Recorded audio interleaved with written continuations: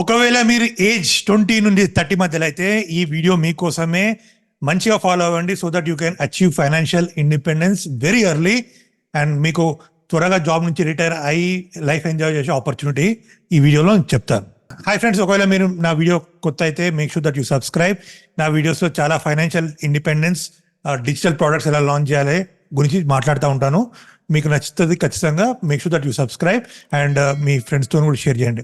So ఇవాళ topic వచ్చేసి మనం how to plan your retirement in age 20s. So చాలా మంది రిటైర్మెంట్ అంటే ఏంటనుకుంటారంటే ఇప్పుడు కాదులే 60 years వచ్చినాక కదా మనం దాని గురించి ఆలోచిద్దాం, పిల్లలు పెద్దగా అయినాక ఆలోచిద్దాం అని అనుకుంటారు. కానీ ఆ రోజులు పోయినాయి, అప్పటి జమానా మారింది. ఇప్పుడు జనాలు చూస్తే 20 years 30 years కూడా ఫైనాన్షియల్గా ఇండిపెండెన్స్ అయ్యి రిటైర్ అయ్యి దే ఆర్ నాట్ ఒక జాబే చేస్తలేరు, following what they want, passion.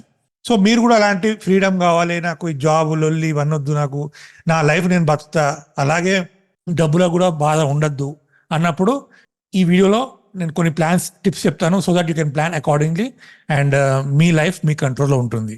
So ఈ ఏజ్ 20 to 30 అనేది చాలా ట్రాన్స్ఫర్మేషన్స్ వస్తూ ఉంటాయి మీ లైఫ్లో. ఎందుకంటే అప్పుడే మనం కాలేజ్ అయిపోతుంది, డిగ్రీ చేతికి వస్తుంది, ఎర్లీ 20sలో జాబ్ ఎతకడం, ఫస్ట్ శాలరీ రావడం, ఇన్కమ్ రాగానే ఎంజాయ్ చేయడం, లైఫ్ పబ్స్కి వెళ్ళడం, పార్టీస్ చేసుకోవడం, ఇంటికి డబ్బులు పంపించడం. సో ఇలా అవుతున్న కొద్దీ వస్తారు చుట్టాలు, పెళ్లి చేసుకుంటారు, ఇల్లు కొనుక్కోమంటారు, కారు కొనుక్కోమంటారు, ఇవన్నీ చేసుకుంటారు. మళ్ళీ ఈఎంఐలో అప్పులు కట్టుకుంటారు, లేకపోతే వాళ్ళ వీళ్ళు చెప్పిన మాటలేని ఏదో డెసిషన్ తీసుకొని ఆ అప్పులలో ఇరుక్కొని జీవితం అంతా నాశనం చేసుకుంటారు. అండ్ నెక్స్ట్ లేట్ 20sలో కొందరికి మ్యారేజ్ అవుతుంది, పిల్లలు కూడా పుడతారు, అప్పుడు మళ్ళీ వేరే రెస్పాన్సిబిలిటీ ఉంటాయి. సో డిఫరెంట్ ట్రాన్స్ఫర్మేషన్స్ అయితే ఉంటాయి లైఫ్లో between 20 to 30 and this very crucial age. సరిగ్గా ప్లాన్ చేసుకుంటే మీరు ఈజీగా రిటైర్మెంట్ అనేది అవుతుంది, అప్పుల బాధలు లేకుండా మీ లైఫ్ మీ కంట్రోల్లో ఉంటుంది. సో ఫస్ట్ మనం తెలుసుకోవాల్సిన ముచ్చట ఏంటంటే, జాబ్ వచ్చింది, salary, like your into job, first మీరు బడ్జెట్ ప్లాన్ చేసుకోవాలి. సో మనకి ఏంటంటే ఫస్ట్ ఇన్కమ్ రాగానే ఎంజాయ్ చేయాలనిపిస్తుంది, చెయ్యాలి, లైఫ్ ఎంజాయ్ చేయాలి, ఏం పిసినారు లెక్క బతుకుంటా అట్లా ఉండద్దు, లైఫ్ కూడా ఎంజాయ్ చేయాలి. అలాగే మన ఫ్యూచర్ కూడా ఆలోచించాలి. ఎందుకంటే మీకు ఉన్న అడ్వాంటేజ్ ఏంటంటే age. So power of compounding అనే ఒక కాన్సెప్ట్ ఉంటుంది, ఐన్స్టీన్ అడితే అది 8th వరల్డ్ వండర్ అంటారు. సో పవర్ ఆఫ్ కాంపౌండింగ్ అనేది మీరు ఎంత ఎర్లీగా స్టార్ట్ చేస్తే ఇన్వెస్ట్మెంట్, మీరు అంత ఎర్లీగా రిటైర్మెంట్ అవుతుంది. సో దీనికోసం మీరు సరిగ్గా బడ్జెట్ ప్లాన్ చేసుకోవాలి. ఈ ఏజ్లో ఏంటంటే ఒక ప్లానింగ్ ఉండదు, డబ్బులు రాగానే ఫస్ట్ వీక్లో మొత్తం ఎగరగొట్టేస్తారు డబ్బులు. కొత్త ఫోన్ కొనుక్కుంటారు, అమ్మాయి గర్ల్ ఫ్రెండ్ ఉంటుంది, తిప్పుతారు, సినిమాలకు షికార్లకు తిరుగుతారు, షాపింగ్ చేస్తారు, బట్టలు కొనుక్కుంటారు, పార్టీస్ కానీ పోతారు, ఎన్నో అవుతాయి. కానీ ఇక్కడ దీనికి ఏంటంటే మీ బడ్జెట్ ఎంత వచ్చినా ఈ కాన్సెప్ట్ ఫాలో అవ్వండి. 50-30-20, 50-30-20. మీ శాలరీలో లెట్స్ సే ఫర్ ఎగ్జాంపుల్ 50% మీ శాలరీలో should go for your needs, okay, 30% should go for wants and 20% should go for savings, okay, for future. For example మీ శాలరీ 30,000 రూపీస్. సో మీ శాలరీ 30,000 రూపీస్లో 15,000 రూపీస్ అనేది needs, అంటే గ్రాసరీ, బతకడానికి తినడానికి డబ్బులు ఉండాలి కదా, ఇంట్లో సామాన్లు కొనుక్కోవడానికి 15,000 రూపీస్ గ్రాసరీ. నెక్స్ట్ వచ్చేసి 9,000 రూపీస్ వచ్చేసి షాపింగ్ చేసుకోండి, పార్టీస్ చేసుకోండి, ఎంజాయ్ చేయండి నెల, ఓకే, నేను ఎంజాయ్ చేస్తుంటలేదు. ఆ మిగిలిన 6,000 రూపీస్ ఉంటుంది కదా, విచ్ ఇస్ 20%, దీన్ని జాగ్రత్తగా ఎక్కడన్నా ఇన్వెస్ట్ చేయండి. లైక్ ఎనీ మ్యూచువల్ ఫండ్ తీసుకోండి. మీ ఏజ్ ఏందా, you can go aggressive, you have age, right, you can invest in small cap and mid cap companies, mutual funds లో ఇన్వెస్ట్ చేయండి. ఈ విధంగా మీరు ప్లాన్ చేసుకుంటే మీ ఫ్యూచర్ అనేది చాలా సెక్యూర్ గా ఉంటుంది. అలాగే లైఫ్ కూడా ఎంజాయ్ చేస్తారు, మీరు కూడా కంఫర్టబుల్ గా బతుకుతారు. అంతే కదా అని 30,000 వచ్చింది కదా నేను పోయి 15,000 పెట్టి ఈఎంఐలో ఫోన్ కొనుక్కొని వాడిని ఇంప్రెస్ చేస్తామంటే సంకన ఆగిపోతారు, అది ఏముండదు లాస్ట్ కి. అది మనం అనుకోవడం తప్ప వాడు ఇంప్రెస్ అయితే వీడు ఇంప్రెస్. ఏజ్ లో మీరు చూడాల్సింది ఇంప్రెస్ చేయడం కాదు, ఏజ్ లో చూడాల్సింది మీరు ఫస్ట్ మీకు ఉన్న బెనిఫిట్ అనేది ఏజ్. కాబట్టి మీరు ఫ్యూచర్లో అందరు వర్క్ చేస్తూ ఉంటారు, మీరు మాత్రం ఎంజాయ్ చేస్తారు. చూసినా అప్పుడు అది అసలైన ఇంప్రెషన్. అంటే ఇప్పుడు ఏదో ఫ్లాషీ మొబైల్ ఫోన్లు, ఫ్లాషీ ఐఫోన్లు, ఐప్యాడ్లు ఇవన్నీ టెంపరీ.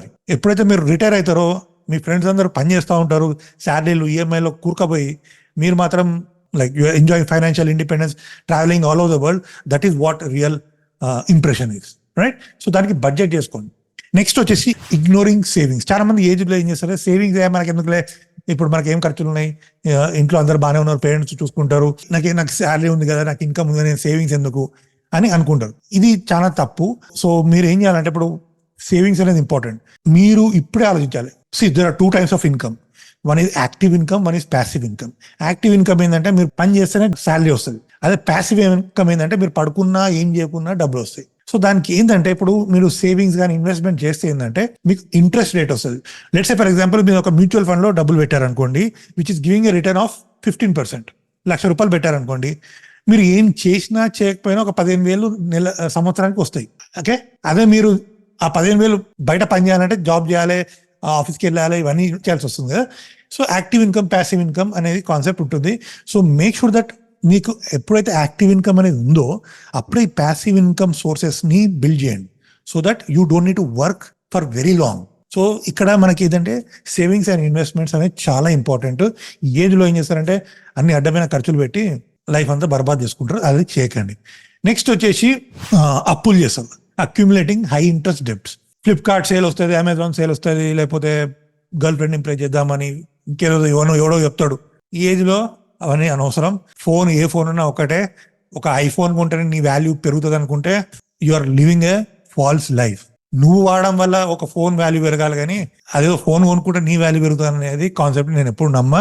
ఇప్పుడు నాది కూడా డొక్కు ఫోన్, డబ్బా ఫోన్, ఇది OnePlus ఏదో, but I can afford iPhone. నేను కొనలేక కాదు, కానీ ఏంటంటే నేను ఎవరిని ఇంప్రెస్ చేయాలి. లైక్ నాకు కావాల్సింది ఫోన్ వస్తుంది, మాట్లాడితే ఇంటర్నెట్ వస్తుంది, వాట్సాప్ వస్తుంది, I can access Instagram, YouTube and everything.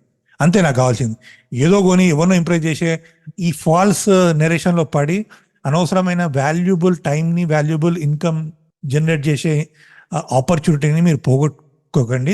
దానికోసం మీరు సెల్ఫ్ డిసిప్లిన్. ఓకే, దీన్ని మీకు ఒక మంచి టిప్ చెప్తాను. ఏంటంటే ఇప్పుడు మనకు బయట వెళ్ళంగానే ఆఫర్ కనిపిస్తాయి. ఓకే, అప్పుడప్పుడు నేను కూడా ఇదే మిస్టేక్ చేస్తూ ఉంటా. ఒక ఐప్యాడ్ కొన్నా, ఓకే, ఇప్పుడు ఎందుకు కొన్నారా నాయన బాధపడుతున్నా. ఓకే, అది 80,000 90,000. అందరు ఎవరైనా తప్పు చేస్తారు. కాకపోతే ఏంటంటే డిలే ద డెసిషన్. ఓకే, మీరు ఏం చేయాలంటే ఒక ఐఫోన్ మంచిగా ఈఎంఐ అన్ని మంచి ఆఫర్ ఉన్నది, ఐఫోన్ కొందాం అనుకుంటారు. ఆ డెసిషన్ ఒక డే వరకు పోస్ట్పోన్ చేయండి, అనలైజ్ చేయండి. అసలు ఇది అవసరమా, ఇది కొంటే ఏమవుతుంది, ఇది కొనకపోతే ఏమవుతుంది. ఎగబడి ఎమోషన్స్ ఎక్కువైనప్పుడు ఎప్పుడు కానీ పర్చేసింగ్ చేయొద్దు. ఓకే, ఇది ఘనంగా నాకు నచ్చింది కదా, ఇది ఇదని మన హ్యూమన్ మెంటాలిటీ అలాంటిది అన్నట్టు. ఏంటంటే వి బై విత్ ఎమోషన్స్. అందుకని మీరు ఏదైనా యాడ్ చూడండి, ఏదైనా అందులో ఎమోషన్స్ ఉంటాయి. ఎమోషన్స్ తోని అట్రాక్ట్ చేసి, because I'm marketer, I know. So emotions తోని మీరు ఎప్పుడు కానీ ఏదైనా పర్చేసింగ్ డెసిషన్ చేయకండి, అది మీకు చాలా ఇంపాక్ట్ అవుతుంది. సో ఇంట్రెస్ట్ రేట్స్ అనేది కూడా తెలుసుకోవాలి. హౌసింగ్ లోన్ ఇంట్రెస్ట్ కానీ, లేకపోతే పర్సనల్ లోన్ ఇంట్రెస్ట్ కానీ, బండి కొనుక్కోవడం కానీ, ఇవన్నీ మీరు ఒక 1 day డిలే చేయండి, ఆలోచించండి. ఎవరో చెప్పారు కదా ఎగబడి పోయి అన్ని చేసుకోకండి. అలాగే మీకు ఈ ఏజ్లో సిబిల్ స్కోర్ కూడా మెయింటైన్ చేయడం చాలా ఇంపార్టెంట్. ఎందుకంటే ఫ్యూచర్లో చాలా పనికి వస్తుంది. పిచ్చి లోన్లు తీసుకొని మీ సిబిల్ స్కోర్ని నాశనం చేసుకోకండి. క్రెడిట్ కార్డులు కూడా మీకు ఫోన్లో వస్తూ ఉంటాయి, క్రెడిట్ కార్డులు తీసుకొని అని యూట్యూబ్లో కూడా చెప్తారు. క్రెడిట్ కార్డు ద్వారా 50,000 ఎట్లా సంపాదించాలి, 30,000 ఎట్లా సంపాదించాలి, అవన్నీ ఫాల్తూ వీడియోలు. అవన్నీ 30,000 50,000 సంపాదించడం అంటే ఏం లేదు. వాళ్ళు ఇచ్చే లింక్లకి వెళ్ళి మీరు క్లిక్ చేసుకుంటే వాళ్ళ కమిషన్లు వస్తాయి. అందుకని మీకు క్రెడిట్ కార్డు వాడండి అని యూట్యూబ్ వీడియోలు చేసి మిమ్మల్ని ఎంకరేజ్ చేస్తారు. అనవసరమైన క్రెడిట్ కార్డులు వాడకండి. అవసరం ఉంటేనే క్రెడిట్ కార్డు వాడండి, లేకపోతే మీ ఏదైతే సేవింగ్స్ ఉన్నదో దాని నుంచి వాడుకోండి. అలా ఒక డిసిప్లిన్ మెయింటైన్ చేసేదంటే మీ ఫ్యూచర్ అనేది చాలా బ్రహ్మాండంగా ఉంటాయి. You don't need to worry about anything. Next వచ్చేసి not planning for emergencies. So emergencies అనేది ఎప్పుడైనా వస్తుంది. ఇంట్లో డబ్బులు అవసరం ఉంటాయి, పేరెంట్స్ ఫోన్ చేస్తారు, లేకపోతే ఏదో అవసరం వస్తుంది. దానికోసం ఒక ఎమర్జెన్సీ ఫండ్ అనేది ఒక 1 lakh, లైక్ 6 months వరకు మీకు ఖర్చుల కోసం ఎంతైతే, ఫర్ ఎగ్జాంపుల్ ఇప్పుడు మీ శాలరీ 30,000 అనుకోండి, 6 into 30,000 1,80,000. 1,80,000 ఫస్ట్ మీరు అక్యూములేట్ చేసుకొని ఎక్కడన్నా పెట్టుకోండి.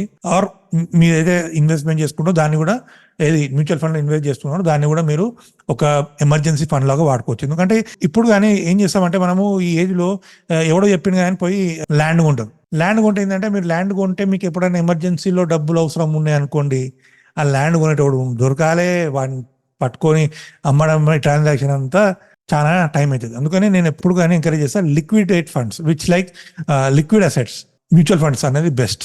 గోల్డ్లో కూడా ఇన్వెస్ట్ చేయండి, ఎందుకంటే ఇప్పుడు మీకు డబ్బులు అవసరం ఉంటే ఇలా పోయి ఇలా అమ్మేసుకుంటే డబ్బులు మీ చేతిలోకి వస్తుంది. దీన్ని ఎమర్జెన్సీగా వాడుకోవచ్చు, రైట్. నెక్స్ట్ వచ్చేసి ఇన్సూరెన్స్. ఈ ఏజ్ లో మీకు ఇన్సూరెన్స్ అనేది ఇంపార్టెంట్. మీకే కాదు, మీ ఫ్యామిలీకి కూడా ఇన్సూరెన్స్ అనేది ఇంపార్టెంట్. మేబీ మీ పేరెంట్స్ కి ఇన్సూరెన్స్ ఉండకపోవచ్చు చాలా మందికి, ఎందుకంటే ఆ జనరేషన్ లో వాళ్ళకి అంత ఎడ్యుకేషన్ లేదు కాబట్టి వాళ్ళు ఇన్సూరెన్స్ తీసుకోలే. ఇప్పుడు మీరు కనుక ఆఫీస్ లో లైక్ కార్పొరేట్ పాలసీ మీకు ఇస్తారు, make sure that you add your parents in the insurance. Okay, అలాగే దాంతోపాటు ఒక పర్సనల్ ఇన్సూరెన్స్, హెల్త్ ఇన్సూరెన్స్ కూడా తీసుకోండి. ఎందుకంటే కార్పొరేట్ లో ఏంటంటే మీకు ఆఫీస్ లో పనిచేస్తున్నంత వరకే మీకు ఇన్సూరెన్స్ పనిచేస్తుంది.